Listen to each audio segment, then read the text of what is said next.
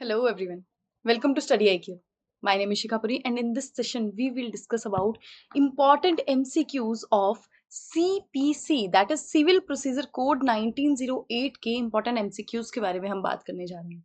देखिए, these sessions I always say very important for you. Why? Because यहाँ पर अगर हम कोई भी MCQ करेंगे, एक अगर MCQ करते हैं तो इसका मतलब ये नहीं होगा कि उसका क्वेश्चन और उसका आंसर उस टॉपिक के बारे में पूरी की पूरी हम एक बार उसको खिरोद के रख देंगे, मतलब इतना ज़्यादा अच्छे से उस टॉपिक को कवर कर लेंगे कि आपके देखिए अब अगर जितने भी एमसीक्यूज होंगे उतने टॉपिक्स आपके कवर हो जाएंगे, राइट? तो ये सेशन आपके लिए बहुत ही ज़्यादा इंपॉर्टेंट है. सीपीसी के सिविल प्रोसीजर कोड के हम क्या करने वाले हैं, एमसीक्यूज चेकआउट करने वाले हैं.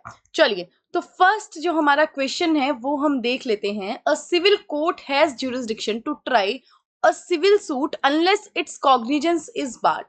क्या कहा गया है कि सिविल कोर्ट क्या करता है, सिविल कोर्ट सारे के सारे सूट्स को ट्राई कर सकता है अनलेस इसकी ज्यूरिसडिक्शन को बार किया गया हो. कैसे? ऑप्शन में है एक्सप्रेसली, इम्प्लाइडली, ईदर ए और बी और ओनली ए और बी. इस क्वेश्चन का आप आंसर दो, उसके बाद इस क्वेश्चन को, क्योंकि ये बहुत ही ज्यादा इंपॉर्टेंट पर्सपेक्टिव है, टॉपिक है, इसको हम अच्छे से एनालाइज करेंगे. पहले आप क्वेश्चन का आंसर दे सकते हो अगर आपको इसका पता होगा तो.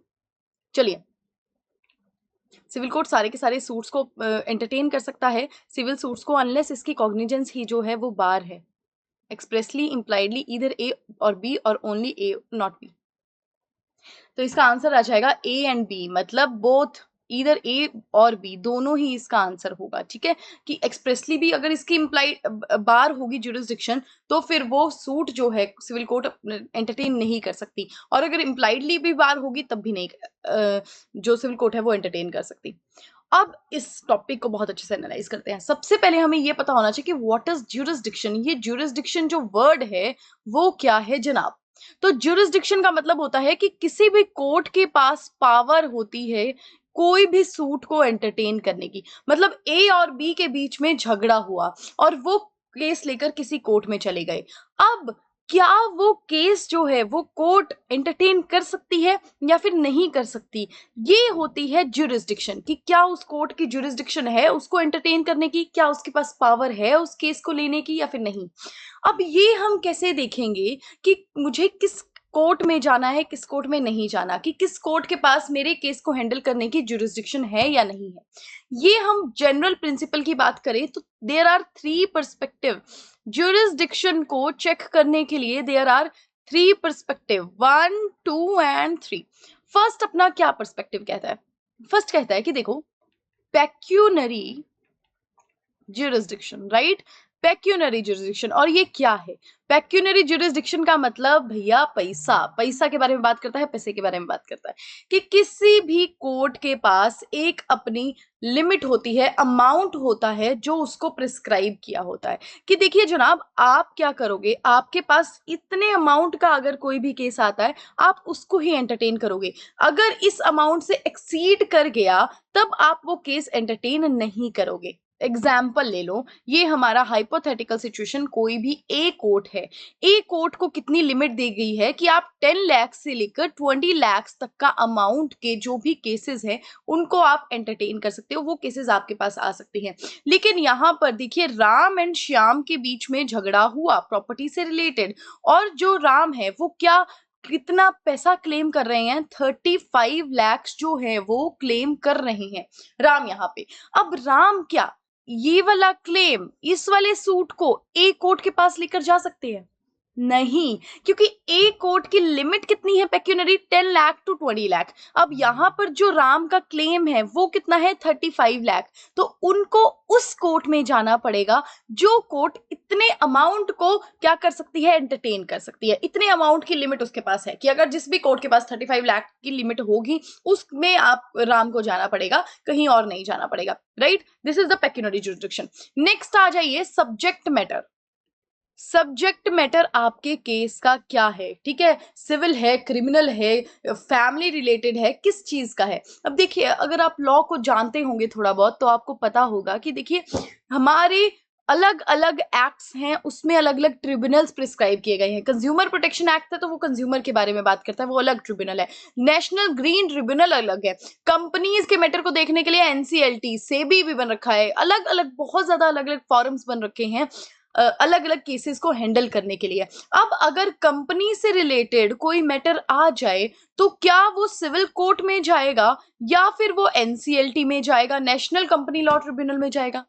तो बिल्कुल ये नॉर्मल सी बात है, बहुत ही ऑब्वियस सी बात है कि ये कहां पे जाएगा, कंपनी लॉ ट्रिब्यूनल में जाएगा, राइट। तो this is what you call subject matter, कि आपके केस का सब्जेक्ट क्या है। अगर वो कंपनी से रिलेटेड है तो कंपनी के ट्रिब्यूनल में लेकर जाइए, अगर वो इन्वायरमेंट से कुछ रिलेटेड है तो उसके ट्रिब्यूनल में, कंज्यूमर से रिलेटेड है उसके ट्रिब्यूनल में लेकर जाइए।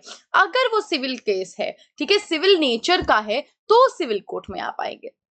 अगर क्रिमिनल नेचर का है तो क्रिमिनल के पास जाएंगे। ऐसे ही सारा ये काम होता है, ये हमारी सब्जेक्ट मैटर होती है।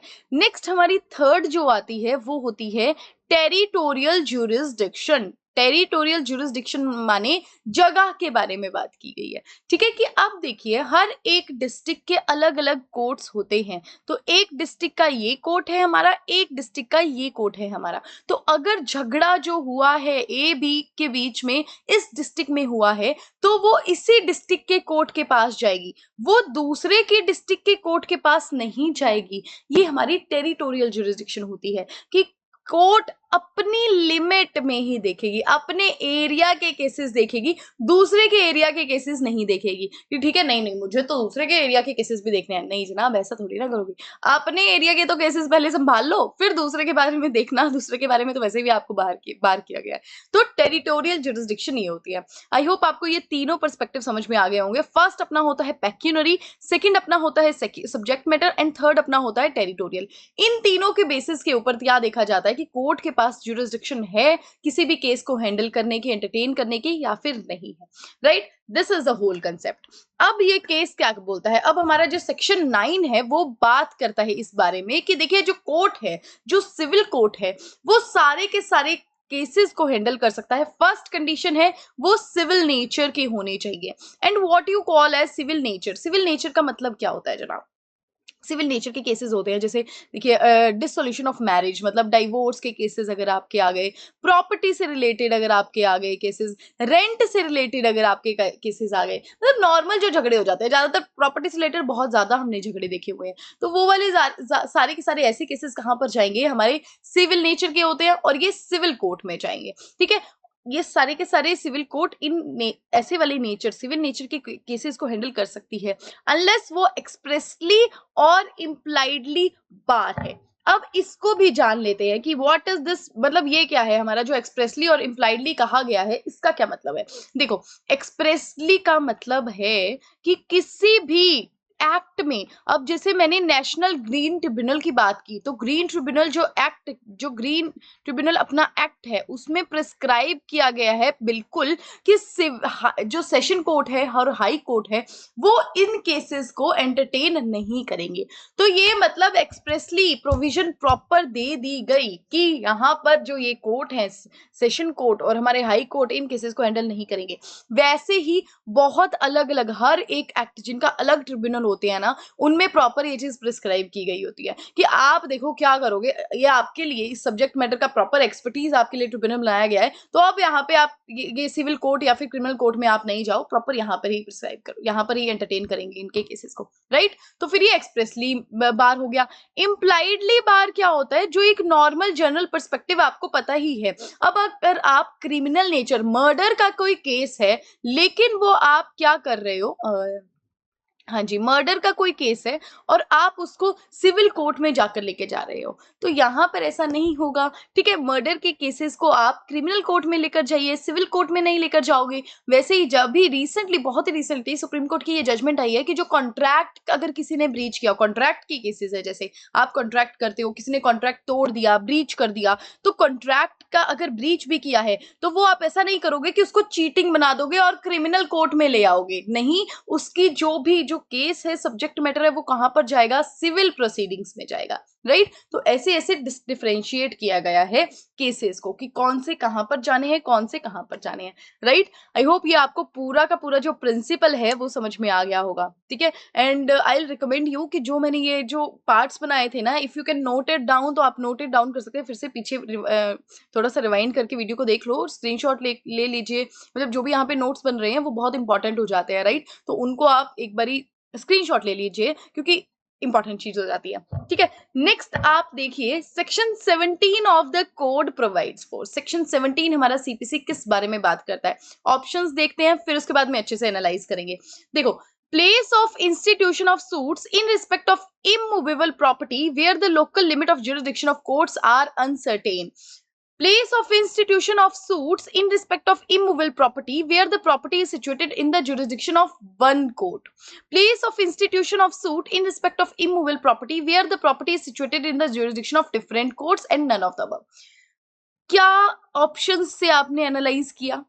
ऑप्शंस किस बारे में बात करती है? प्लेस ऑफ सुइंग, मतलब place of institution of suit, कि आपको कहां पर अपना सूट लेकर जाना है, कौन से रिलेटेड, इमूवेबल प्रॉपर्टी से रिलेटेड। इमूवेबल प्रॉपर्टी एक जनरल सी बात कर लो, जो हिल ही नहीं सकती हैं, जो अटैच होती हैं अर्थ के साथ। अलग अलग एक्ट्स में बात करें, रजिस्ट्रेशन एक्ट में बात करें, टीपीए में बात करें, ठीक है, तो अलग इमूवेबल प्रॉपर्टी की डेफिनेशन भी प्रॉपर प्रिस्क्राइब की गई होती है, लेकिन यहाँ पर हम इसके बारे में बात करते हैं। तो इमूवेबल प्रॉपर्टी जो है हमारी, वो उसका केस आप लेकर जा रहे हो, लेकिन वो केस कहाँ पर इंस्टीट्यूट करना है, ऑप्शंस में ये बात की गई है। और ऑप्शंस में डिफरेंट डिफरेंट एरियाज बताए गए हैं कि अगर ज्यूरिसडिक्शन ऑफ कोर्ट्स क्या है, अनसर्टेन है, पता ही नहीं लग पा रहा कि ये जो इमूवेबल प्रॉपर्टी है ये किसके ज्यूरिसडिक्शन में आ रही है, किस कोर्ट के, या फिर वो जो इमूवेबल प्रॉपर्टी है किसी एक कोर्ट के अंडर आ रही है, या फिर वो इमूवेबल प्रॉपर्टी है अलग अलग कोर्ट्स के अंडर आ रही है, तो किस तरह से आप इंस्टीट्यूट कहां पर लेकर जाओगे अपने केस को, ठीक है। अब सेक्शन 17 मुझे बताइए इनमें से कौन सी ऑप्शन है। चलिए, I'll wait for you, then we'll analyze this thing. और देखिए, जिस तरह से मैंने आपको ऑप्शंस बताए ना और समझाए, इसी तरह से आपको एग्जाम में करने हैं। ऑप्शंस पढ़ना, क्वेश्चन पढ़ना बहुत ही ज्यादा इंपॉर्टेंट हो जाता है एग्जाम को क्रैक करने के लिए। तो ऐसा नहीं किया कि सीधे क्वेश्चन देखा और बस आंसर कितना ढंग से देखा नहीं और टिक मार्क कर दिया, ऐसा मत करना। एग्जाम में ऐसा करके आओगे पंगे में फंस जाओगे, ठीक है। चलो, इसका आंसर मुझे दो, क्या होगा सेक्शन 17 अपना सीपीसी का किस बारे में बात करता है। तो देखिए, सेक्शन जो 17 है वो बात करता है अपना, C option is correct, that is different courts, की अगर ज्यूरिसडिक्शन है वो अलग अलग कोर्ट में आ रही है। अब देखो कैसे हम इस चीज को बात करेंगे। देखिए, let me change the colour of the pen, तो फिर ऐसे है ना, थोड़ा सा अच्छा सा लग जाता है। ये अपनी एक किसी जगह की बाउंड्री है, ठीक है, और एक अपनी, ये अपनी किसी दूसरे जगह की बाउंड्री है, और हमारी प्रॉपर्टी कहां पर लाई कर रही है, हमारी प्रॉपर्टी ये है, ठीक है, हमारी प्रॉपर्टी हो गई ये। अब देखो, अब मेरी प्रॉपर्टी इस एरिया में भी आ रही है, एरिया हम इसको B1 बना लेते हैं, और B2 इस एरिया में भी आ रही है। अब मैं अपना केस कहां पर लेकर जाऊंगी? अब तो मुझे कंफ्यूजन हो गया कि मैं कहां पर लेकर जाऊं। तो अब आपको कोड ने बोला है, सीधे सीधे हमारा कोड क्या बात करता है, हमारा कौन सा सेक्शन 17 बात करता है कि अगर आपकी प्रॉपर्टी डिफरेंट डिफरेंट ज्यूरिसडिक्शन में आती है, डिफरेंट डिफरेंट कोर्ट्स में, तो now it is your option, it is your description, आप अपना केस B1 एरिया के कोर्ट में भी लेकर जा सकते हैं, कोर्ट को ऐसा बना लेते हैं, और B2 एरिया के कोर्ट में भी लेकर जा सकते हैं, ठीक है। तो ये आपकी अब डिस्क्रिप्शन आ जाती है, आप कैसे अपने केस को फाइल करोगे और कहां पर फाइल करोगे। लेकिन एक बहुत ही इंपॉर्टेंट यहाँ पर बात कह दी गई है कि जिस भी कोर्ट में आप लेकर जाओ, चाहे आप B1 में लेकर जाओ, चाहे आप B2 में लेकर जाओ, लेकिन जो इनकी पेक्यूनियरी लिमिट है, ठीक है, पेक्यूनरी लिमिट जो है वो कैसी होनी चाहिए, वो जितना आपने क्लेम किया है उतनी ही होनी चाहिए। मान लो B1 में आप लेकर चले गए, आपका क्लेम था 20 लाख रुपीज, लेकिन जो B1 है वो कितना अमाउंट देख सकता है, 10 लाख रुपीज का तक ही देख सकता है। तो अब आप यहां पर नहीं लेकर जाओगे, आप B2 में लेकर जाओगे और B2 का देखोगे कि ये कितनी पेक्यूनरी लिमिट को देख सकता है। तो जिस भी कोर्ट में पेक्यूनरी लिमिट भी जा सकती है, तो उस कोर्ट में आप चले जाओ, क्योंकि आपका तो पोर्शन अलग अलग में आ रहा है। आपका ये वाला पोर्शन आपकी किस में आ रहा है, B2 में आ रहा है, और ये वाला पोर्शन आपके B1 में आ रहा है, तो आप उसके अकॉर्डिंग काम कर लो, ठीक है। इस तरह से ये सेक्शन हमारा प्रॉपर बात करता है कि जब दो अलग अलग डिफरेंट कोर्ट्स में आ जाएगी हमारी ज्यूरिसडिक्शन। तो नेक्स्ट चलिए, that is A residing in Dehradun beats B in Delhi. B में sue A under the code. क्या कह रहा है कि देखिए ये हमारा पर्सन है A, इसको गुस्से में बना देते हैं, ठीक है, ये हमारा पर्सन A है, ये कहाँ गया, ये हमारा भाई साहब है देहरादून का, ठीक है, ये कहाँ गया, दिल्ली गया, और दिल्ली में इसनु होगी, इसकी कोई दुश्मनी होगी हमारे B के साथ, B को क्या कर दिया, मार दिया, ठीक है, B को थोड़ा रुला देते हैं, B को इसने क्या किया, मार दिया, बीट कर रहा है, मारा इसने, कहाँ पे, दिल्ली में मारा। अब बी को क्या करना है, ऑब्वियसली बी क्या करेगा, स्यू करेगा ए को। अब ऐसे ही तो नहीं बस थप्पड़ खाया उसने और ऐसे बैठ जाएगा, स्यू करेगा। अब बताओ मुझे कि ये स्यू कहाँ करेगा, दिल्ली में करेगा जहां पर इसने मार खाई है, या फिर देहरादून में करेगा जहां का ए एक्चुअल में है। चलो ये आपसे क्वेश्चन पूछ रहा है, दिल्ली, देहरादून, इधर ए और बी, और no only A not B. चलिए जल्दी से इसका आंसर कीजिए, फिर उसके बाद में अच्छे से एनालाइज करते हैं इस चीज को। क्वेश्चन तो मैंने आपको बता दिया, बिल्कुल डायग्राम समझा के प्रॉपर अच्छे तरीके से बताया। अब आप मुझे बताओ इसका आंसर। देखिए तो इसका आंसर क्या आ जाएगा, C option is the correct option, that is either A और बी। दिल्ली में भी सूट फाइल हो सकता है, देहरादून में भी सूट फाइल हो सकता है। अपना सेक्शन 19 इस बारे में बात करता है, suit for compensation for wrongs to person और मूवेबल, कि कोई भी अगर किसके खिलाफ रॉन्ग हुआ है, गलत किसके खिलाफ हुआ है, पर्सन के या फिर मूवेबल। मूवेबल मतलब ये चीज है, ये क्या है, मूवेबल प्रॉपर्टी है, इसको मैं इधर से इधर खिसका रही हूँ, मूव कर पा रही हूँ, तो ये मूवेबल हो गया। तो किसी गलत किसके साथ हुआ है, एक किसी मूवेबल चीज के साथ या फिर पर्सन के साथ। तो अब उसको कॉम्पनसेशन के लिए वो कहां पर अप्लाई करेगा, कहां पर सूट लेकर जाएगा, तो यहां पर बोला है कि जहां पर भी कॉज ऑफ एक्शन अराइज हुआ, जहां पर भी आपके साथ इस केस में मारपीट हुई, या फिर तो आप वहां पर केस फाइल कर दो, या फिर जहां पर जो हमारा डिफेंडेंट है वहां पर आप केस फाइल कर दो। अब व्हाट इज ये एकदम से मेरे वर्ड्स मुंह से निकला है, डिफेंडेंट। अब बताना तो पड़ेगा आपको क्या होता है। देखो भाई जनाब, ये हमारा प्लेंटिफ हो गया, जिसके साथ गलत होता है ना, जो सूट फाइल करता है वो क्या करता है, उसको प्लेंटिफ कहा जाता है। क्यों? क्योंकि वो एक प्लेंट लेकर जाता है, और जो अपने को बचाएगा, जिसके खिलाफ केस होगा, वो तो अपने आप को बचाएगा, तो वो अपने आप को डिफेंड करेगा, तो उसको क्या कह दिया जाता है, उसको डिफेंडेंट कह दिया जाता है, राइट। तो यहां पर अब प्लेंटिफ क्या कर सकते हैं कि या फिर तो जहां पर उनको पीटा गया है वहीं पर केस फाइल कर दो, या फिर जहां पर डिफेंडेंट रहते हैं वहां पर केस फाइल कर दो। ये हमारे बी के पास पूरी की पूरी ऑप्शन है। और जनरली टर्म देखा जाए तो देखो वैसे तो क्या करेगा बी, अगर बी थोड़ा सा भी चालाक होगा ना तो दिल्ली में ही सूट फाइल करेगा। क्यों? क्योंकि एक तो उसको मार पीटी है तो उसको बदला तो लेना है, एक तो वो स्यू भी कर रहा है, और ऊपर से वो क्या कर रहा है, ए को बार बार दिल्ली आना पड़ेगा, जैसे जैसे डेट्स लगेंगे ए को बार बार आना पड़ेगा। तो यहाँ पर ए का देखो खर्चा होगा, थोड़ी सी जाने में भी थोड़ी दिक्कत रहती है, तो इससे भी थोड़ा उसका वो हो जाएगा कि देखो मेरे को मारा था ना, अब देख लो, हैंडल कर लो इस चीज को, ठीक है। तो दिस इज द क्वेश्चन, और इसका राइट आंसर आ गया इधर दिल्ली और इधर देहरादून, ठीक है। चलिए नेक्स्ट क्वेश्चन पे चलते हैं। Any relief claimed in the plaint which is not expressly granted by the decree shall for the purpose of this section be deemed to have been refused, this provision is incorporated in।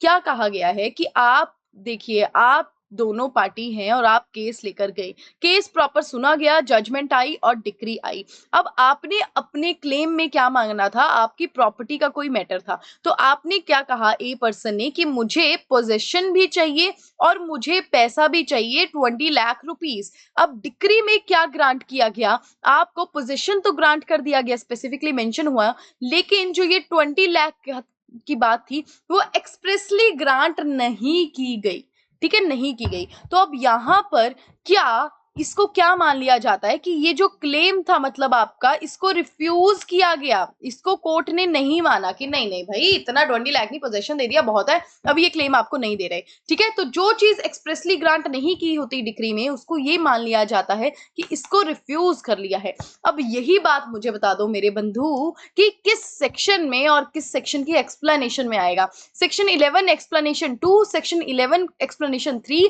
Section 11 explanation 4 और section 11 explanation 5। बताओ मुझे जल्दी से इसका answer क्या होगा। Question आपको बहुत अच्छे से समझा दिया, एनालाइज करवा दिया, आपको पिक्चर से थोड़ी बना दिया, मुझे इसका आंसर चाहिए आपसे एग्जैक्ट। चलो जल्दी से बताओ मुझे इसका आंसर क्या होगा। तो देखिए ये जो अपनी प्रोविजन है ना, वो बात करती है एक्सप्लेनेशन 5 ऑफ सेक्शन 11। सेक्शन 11 जो है हमारा बात करता है बहुत ही important topic, that is res judicata के बारे में। रेस जुडिकाटा जी जनाब ये है क्या, ये क्या चीज आ गई। रेस जुडिकाटा का मतलब होता है कि जो भी पार्टीज है, ठीक है, उन्होंने एक केस फाइल किया था, दोनों सेम पार्टी से, मान लो लक्ष्मण और राम और लक्ष्मण है, ठीक है, राम और लक्ष्मण ने क्या किया, सूट फाइल किया आपस में, और एक सब्जेक्ट मैटर था किसी प्रॉपर्टी के रिगार्डिंग, उन्होंने सूट फाइल किया था, इश्यूज थे, सब कुछ था, और अब वो जजमेंट भी आ गई, ठीक है, सारी सुनवाई हो गई, जजमेंट आ गई। अब जो है लक्ष्मण क्या करते हैं, फिर से वही सूट, वही प्रॉपर्टी से रिलेटेड वही इशू, और राम के ही अगेंस्ट सूट फाइल कर देते हैं किसी और कोर्ट में। तो यहां पर बार लगाया हुआ है इस चीज का कि आप क्या कर रहे हो, ये तो same cause of action, same issue, same parties को लेकर किसी दूसरे कोर्ट में आ गए, तो फिर जो पिछली जजमेंट दी गई उसका क्या महत्व रह गया, उसका तो कोई महत्व ही नहीं रह गया ना।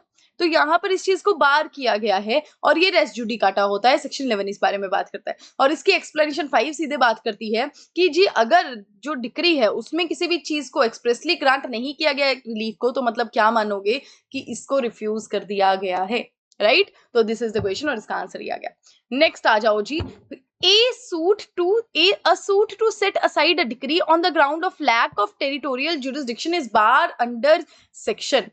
अब इस क्वेश्चन को समझना, ऐसे मत, अब देखो कंफ्यूज हो जाओगे एकदम से कि लैक ऑफ टेरिटोरियल जुरिस्डिक्शन है, तो मतलब ये तो इस किस बारे में बात कर रहा है कि जिसके पास जुरिस्डिक्शन नहीं है, ठीक है, जिस कोर्ट के पास, लेकिन ये अब इसका पहला पॉइंट ऑफ व्यू देखो क्या है, a suit to set aside a decree on the ground of lack of jurisdiction. चलो अब इसको एग्जांपल से ही देखो, ये टेक्निकल चीजें तुमको लगती होंगी और तुम छोड़ देते हो चीजों को, मैंने बहुत बच्चों से सुना है कि मैम थोड़ा टेक्निकल लगने लगता है, बोर हो जाते हैं, क्योंकि जब देखो नॉर्मल सी बात है, जब कोई चीज समझ में नहीं आ रही होती ना, आप उससे बोर हो जाते हो, और जब कोई चीज समझ में आ रही होती है आपका कॉन्फिडेंस बढ़ता रहता है, आप उसको पढ़ते रहते हो। तो ऐसा नहीं करना है, अगर चीज नहीं समझ में आ रही, टेक्निकलिटी है, तो अच्छे से समझना है, we are here for you, हम किसके लिए हैं, यहीं पे है। और स्टडी आईक्यू का कोर्सेज जो है, जुडिशरी के कोर्सेज भी चल रहे हैं, हर एक स्टेट के लिए पूरे के पूरा कोर्स डिफाइन किया गया है जुडिशरी के लिए। प्लीज कमेंट सेक्शन में पूरा एक लिंक प्रिस्क्राइब होता है, आप उसको लिंक को क्लिक कीजिए और आपको प्रॉपर जुडिशरी के कोर्सेज की सारी पता लग जाएगा कि हमारे ये कोर्सेज हैं। Everything is provided in those courses, सब कुछ, जजमेंट राइटिंग से लेकर केस लॉ से रिलेटेड, एक्ट से रिलेटेड, एवरीथिंग आपको प्रोवाइड की गई है। बहुत अच्छे से तैयारी होने वाली है आपकी जुडिशरी की, ठीक है। चलो back to the question. Question क्या कहता है जनाब कि ए, अब देखो एग्जाम्पल है ए और बी, आप बोलोगे कि मैम बार बार ए और बी का एग्जाम्पल दे रहे हैं, नेक्स्ट क्वेश्चंस में अलग एग्जाम्पल दे देंगे, एग्जाम्पल के बिना हमारी कहानी चलती नहीं है, ठीक है। ए और बी है, ए और बी का झगड़ा हुआ, सूट फाइल कर दिया जी, सूट फाइल कर दिया, सारी सुनवाई हो गई, सब कुछ हो गया, क्रॉस हो गया, एग्जामिनेशन हो गया, उसके बाद हमारी जजमेंट आ गई, जजमेंट आ गई जी जनाब, उसके बाद में हमारी डिक्री भी आ गई। अब डिक्री आ गई प्रॉपर, लेकिन ये जो बी भाई साहब है ना, बी भाई साहब क्या कर दिए, बी भाई साहब फिर से सूट फाइल कर दिए कि ये जो डिक्री आई है वो गलत आई है। क्यों, ग्राउंड क्या दे दिया, क्या ऑब्जेक्शन आ गया कि जो प्लेस ऑफ स्यूइंग था वही गलत था। मतलब अगर ए ने केस फाइल किया है और मान लो दिल्ली में फाइल किया होता, तो बी यहाँ पे क्या कह रहा है कि ये दिल्ली में नहीं होना चाहिए था, ये देहरादून में होना चाहिए था केस फाइल, ठीक है। डिक्री भी आ गई, उसके बाद में ऐसा सूट लेकर आ गए कि ये जो डिक्री है उसको एग्जीक्यूट नहीं किया जाए, ऐसी चीज होगी। तो इस चीज को प्रॉपर बार किया गया है कि जनाब ये अगर आपको पता था कि प्लेस ऑफ सुइंग गलत है, तो जब ये वाला केस चल रहा था तब आप अपना ये वाला ऑब्जेक्शन लेकर आते ना, नेक्स्ट सूट में अब डिक्री तक आ गई, आप कहाँ थे, आंखें बंद की हुई थी क्या, ऐसा भी क्या आपकी आंखों को पर्दा लगा हुआ था कि आपको पूरा सूट हो गया तब आपको उसके बाद में याद आ रही है, ऐसी भी क्या बात हो गई। तो आप ये नहीं कर सकते, दूसरा सूट नहीं अप्लाई आप लेकर आ जाओगे कि सर पिछले में क्या था, पिछले में तो जो स्यू किया है जिस जगह पे वही गलत है, नहीं, ये आप नहीं कर सकते। अब मुझे बता दो कि ये बात किस सेक्शन में की गई है, section 20, section 21A, section 21 and section 22। चलिए जल्दी से इसका मुझे आंसर दीजिए, what is the correct answer. Question आपको बहुत अच्छे से एनालाइज करवा दिया, अब इसका answer I am demanding you, और मैं चाहती हूँ कि कुछ अच्छा ही हो, आप बिल्कुल करेक्ट आंसर करें। चलिए बताइए, 20, 21A, 21, 22। तो देखिए ये कहां पर हमारा किया गया है, 21A of CPC. 21A of CPC कहता है कि कोई भी सूट जो चैलेंज कर रहा हो वैलिडिटी ऑफ डिक्री जो पास कर दी गई है पुराने सूट में, और क्या आपका ऑब्जेक्शन है कि प्लेस ऑफ सुइंग ही गलत था, आप वो सूट फाइल नहीं ही कर सकते इस ग्राउंड के ऊपर, ये ऑब्जेक्शन के ऊपर, राइट। तो सेक्शन 21A ऑफ सीपीसी इस बारे में बात करता है। नेक्स्ट आ जाइए, compensation for arrest on insufficient grounds under section 95 of the CPC can be awarded. अब यहां पर आइए सेक्शन 95 की बात, तो सेक्शन 95 को पढ़ने से पहले हमें क्या पता होना चाहिए, सेक्शन 94 का पता होना चाहिए। सेक्शन 94 अपना क्या बात करता है कि देखो केस है हमारे ज्योति, अब थोड़ा ऐसे कर लेते हैं ना, थोड़ा लेडीज को ले आते हैं, ज्योति और सुलेखा। अरे एकदम से ये वर्ड्स नाम याद आ गए, पता नहीं कैसे। तो ज्योति और सुलेखा जो हैं लड़ झगड़ गई हैं और केस उन्होंने फाइल कर दिया है। अब जब उन्होंने केस फाइल कर दिया तो हमारी सुलेखा जी जो हैं वो आ ही नहीं। अब जैसे डेट्स होती हैं, तारीख पे तारीख, तारीख पे तारीख, सनी देओल का बहुत ही जो मेजर सा डायलॉग है वो है, ठीक है। तो तारीख लगी जा रही है, देखो 1 मार्च लगी, फिर 2 अप्रैल लगी, फिर 2 मई लगी, फिर ऐसे ऐसे एक एक महीने की ऐसे डेट पड़ती है, इतनी जल्दी तो कई बार नहीं पड़ती, ठीक है। लेकिन जो सुलेखा जी हैं वो हमारी आ ही नहीं रही। और अगर मान लो कि कोई विटनेस को भी बुलाया गया है कोर्ट में और वो भी नहीं आ रहे हैं कोर्ट में, तो कैसे होगा? फिर क्या करती है कोर्ट? कंपेल करती है कि जनाब आपको बुलाई जा रहे हैं और आप आ नहीं रहे। तो अगर नहीं ही आएंगे तो क्या हो जाता है? तो कोर्ट क्या करती है? बेलेबल वारंट इशू कर देती है, बेलेबल वारंट इशू कर देती है ऑफ अरेस्ट, कि इनको अरेस्ट करिए जनाब, कि ये कोर्ट में नहीं आ रहे। या फिर उनकी जो प्रॉपर्टी होगी, अगर सुलेखा की यहाँ पे कोई प्रॉपर्टी होगी उसको अटैच कर देगी, ठीक है। इस तरह से कोर्ट काम करती है। अब 94 तो ये अपना सेक्शन बात करता है, 95 अपना क्या बात करता है? 95 अपना बात करता है कि ये जो सुलेखा पर ये जो चार्जेस हमने लगा दिए ना, इसको अरेस्ट हमने अगर कर दिया हो या फिर ये जो अरेस्ट के बेलेबल वारंट दे दिए हमने, तो ये बहुत ही इनसुफिशिएंट ग्राउंड्स पे थे। मतलब ज्योति मैडम यहाँ पर खेल गई, ज्योतिष ने फैक्ट्स को मोड़ तोड़कर इस तरह से बयां कर दिया कि सुलेखा के लिए हमको ये ऑर्डर अगेंस्ट उनके खिलाफ करना पड़ गया, ठीक है। तो उसके बाद में जब प्रॉपर एनालाइज किया तो ये अनसुफिशिएंट ग्राउंड्स निकले। तो अब यहाँ पर सुलेखा क्या कर सकती है? एप्लीकेशन फाइल करेगी कोर्ट में कि मैडम जी जो मेरे खिलाफ ये चीज की गई है उसको ठीक कीजिए, ठीक है, जो मेरे खिलाफ अपने वारंट इशू कर दिए हैं। तो यहाँ पर वो एप्लीकेशन फाइल करती हैं। अब कोर्ट यहाँ पर क्या करेगा? कोर्ट यहाँ पर इनको देगा कॉम्पनसेशन, ठीक है, कि इनको कॉम्पनसेशन देगा और किसको बोलेगा कि ज्योति मैडम जी आप यहाँ पर कॉम्पनसेशन दीजिए सुलेखा को। अब क्वेश्चन आपको क्या पूछ रहा है? क्वेश्चन पूछ रहा है कि कितना कॉम्पनसेशन यहाँ पर हमारी सुलेखा को मिल जाएगा। चलो मुझे इसका आंसर दो। ये देखो आपका एमसीक्यू तो कवर हो ही रहा है, ये आपके मेंस के क्वेश्चन अगर हाइपोथेटिकल सिचुएशन आ जाती है ना तो मेंस के क्वेश्चन भी इस तरह से आपके कवर हो जाते हैं, ठीक है। तो बताओ मुझे अब कितना कॉम्पनसेशन मिलेगा इसको, किसको? सुलेखा को। कितना मिल सकता है? 50,000 तक का मिल सकता है, 25,000 तक का मिल सकता है, 10,000 तक का मिल सकता है और 5,000 तक का मिल सकता है। चलिए मुझे इसका आंसर दीजिए, जवाब चाहिए, जनता जवाब चाहती है। आपकी मैम यहाँ पर शिखा मैम जवाब चाहती हैं, आप दीजिए मुझे जवाब, इसका आंसर क्या होगा? 50,000, 25,000, 10,000 और 5,000। Please tell me the answer. तो इसका जो आंसर है करेक्ट ऑप्शन बन जाएगा ए ऑप्शन, दैट इज ₹50,000, ठीक है। 50,000 हमारी चीज है, 50,000 तक उनको कॉम्पनसेशन मिल सकता है। ये हमारी पूरा का पूरा सेक्शन बात करता है। अब सेक्शन के अंदर जाने लग गए ना तो आपको फिर से टेक्निकलिटी में घुस जाओगे, जो चीज हमने प्रॉपर प्रिस्क्राइब की वही होती है। बस यहाँ पे देख लो नॉट एक्सीडिंग ₹50,000, ये जो बात की गई है ये हमारी करेक्ट चीज आ जाती है, राइट। नेक्स्ट आ जाइए। Which section declares that no appeal shall lie against a consent decree? अब जब भी कोई नया वर्ड आ जाता है ना तो एकदम से आ जाती है कि ये क्या चीज है। अब कंसेंट डिक्री आया तो अब आप सोचोगे कि ये कंसेंट क्या चीज है। तो आ जाओ एग्जाम्पल पे आ जाओ, ठीक है। यहाँ पर क्या हो गया, राम एंड श्याम जो हैं वो उन्होंने लड़ाई झगड़ा किया और कोर्ट में चले गए। लेकिन अब क्या हुआ, आपस में ये क्या कहते हैं कि ये लड़ाई झगड़ा ना ठीक नहीं है, ऐसा करते हैं कॉम्प्रोमाइज कर लेते हैं। या फिर कोर्ट भी उनको क्या प्रिस्क्राइब कर रही है कि आप कॉम्प्रोमाइज कर लो। तो इन्होंने क्या किया? कॉम्प्रोमाइज कर लिया। और कॉम्प्रोमाइज, अब जो कोर्ट है, कोर्ट ने भी ये कॉम्प्रोमाइज को लिखा, प्रॉपर इसकी टर्म्स एंड कंडीशंस देखी कि किस तरह से कॉम्प्रोमाइज इन दोनों ने किया है, एवं तो नहीं कर दिया। और फिर वो डिग्री आ गई, कंसेंट डिग्री आ गई, ये कॉम्प्रोमाइज डिग्री, ये चीज बन गई। अब लेकिन ये जो श्याम भाई साहब है ये क्या कर रहे हैं? श्याम भाई साहब क्या, इन्होंने बहुत तेजपंती अपनी की और ये कोर्ट में चले गए। किस चीज को, किस चीज के लिए अपील लेकर चले गए? इस कंसेंट डिक्री के खिलाफ। आपस में भाई बंधुगिरी में क्या किया? कॉम्प्रोमाइज कर लिया, लेकिन कॉम्प्रोमाइज के अगेंस्ट ही अपील लेकर चले गए। ये कहाँ का इंसाफ हुआ? ये तो आपको नहीं मिलेगा। तो ये बार की गई है, ये वाली अपील बार की गई है। अब मुझे बताओ कि ये अपील कहाँ पर बार की गई है? ये कंसेंट डिक्री के अगेंस्ट अपील है और कहां पर बार की गई है? 96 क्लॉज 1, 96 क्लॉज 3, 96 क्लॉज 2, 96 क्लॉज 4। चलिए मुझे बताइए सेक्शन 96 के 96 क्लॉज 1, 2, 3, 4 किस में बताई गई है? चलो मुझे चाहता हूँ जल्दी से इसका आंसर दीजिए। 96 अपना अपील के बारे में बात करता है और यहाँ पे प्रॉपर बताया गया है कि ये वाली अपील तो नहीं होगी। तो C option is the correct option, that is 96 clause 3 अपना इसका आंसर जो है वो करेक्ट आ जाता है। ठीक है, 96 क्लॉज 3 में बात की गई है कि ऐसी कोई भी अपील आप क्या करोगे, नहीं आप लेकर जा सकते, किसके खिलाफ, कंसेंट डिक्री के खिलाफ। अपने आप ही खुद कंसेंट दी और उसके बाद में खुद ही अपील फाइल कर रहे हो, तो ऐसा नहीं हो सकता। नेक्स्ट आ जाइए, the general power of transferring suits under section 24 of the CPC lies with, कि सूट क्या कर सकते हैं, ट्रांसफर कर सकते हैं कोर्ट्स, सेक्शन 24 में दिया गया है। अब सेक्शन 24 किन कोर्ट्स को ये पावर दे रहा है, हाई कोर्ट और डिस्ट्रिक्ट कोर्ट, हाई कोर्ट और सुप्रीम कोर्ट, हाई कोर्ट सिर्फ हाई कोर्ट या फिर सिर्फ डिस्ट्रिक्ट कोर्ट? चलो मुझे जल्दी से इसका आंसर बताओ, बहुत ही छोटा सा क्वेश्चन है, चलिए इसका मुझे आंसर बताइए। सेक्शन 24 बात करता है किन कोर्ट्स के लिए, बात करता है कि आपको ट्रांसफर की पावर दे दी गई है कि आप सूट्स को ट्रांसफर कर सकते हो।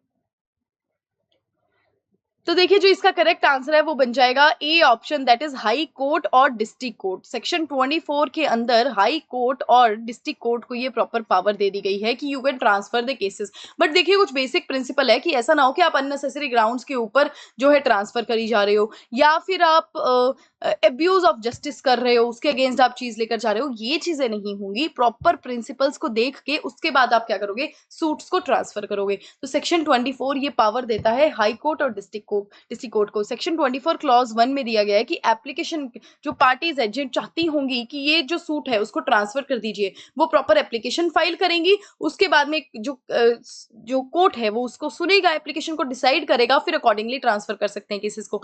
या फिर ऑन इट्स ओन मोशन अपने आप भी अगर कोर्ट को लगता है कि ये सूट ट्रांसफर करना पड़ेगा किसी और कोर्ट में, तो वो भी वो कर सकती है अंडर सेक्शन 24, ये बात सीधी कही गई है। ठीक है, राइट। तो this is the question. So I hope आपको ये सारे के सारे जो हमने क्वेश्चंस पढ़े हैं, बेसिकली क्वेश्चन तो पढ़े हैं बट इनके टॉपिक एक एक चीज कवर की है हमने। तो आई होप आपको सारा का सारा टॉपिक अच्छे से समझ में आ गया होगा, सारे टॉपिक अच्छे से एनालाइज आपने कर लिए होंगे।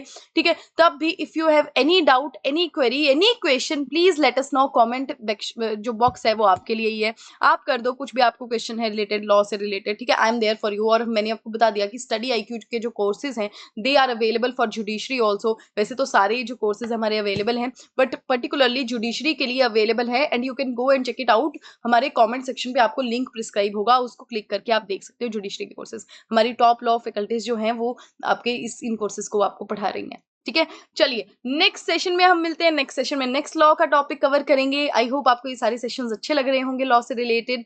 तो तब तक अपना ध्यान रखिए और अपनी मेजरली हेल्थ का ध्यान रखिए। Thank you so much guys.